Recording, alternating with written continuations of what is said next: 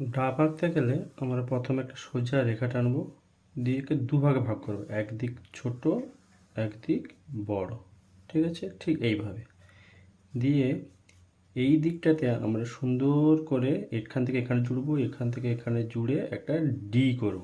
এদিকটা ডি হলো, দিয়ে এদিক থেকে এদিকে রাউন্ড করে এদিকে ঘোরাবো, আবার রাউন্ড করে এদিক থেকে এদিকে ঘোরাবো।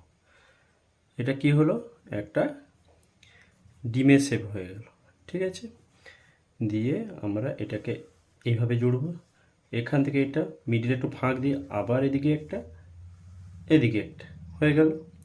দিয়ে আমরা কি করব, ঠিক যেভাবে রাইট চিহ্ন দেয় এইভাবে এখানে লাগিয়ে এখানে তুলে দেবো, আবার উপর থেকে শুরু করে এখানে দিয়ে নিচের দিকে আর ক্রমশ মোটা করে দেবো।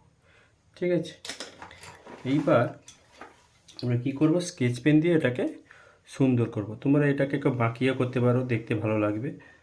ঠিক আছে, এইভাবে করব। এই পেছনটাকে একটু গোল মতো করে দেবো, ভেতরে ঢুকে থাকে যেভাবে। এই সুন্দর করে হয়ে যাচ্ছে, সুন্দর করে।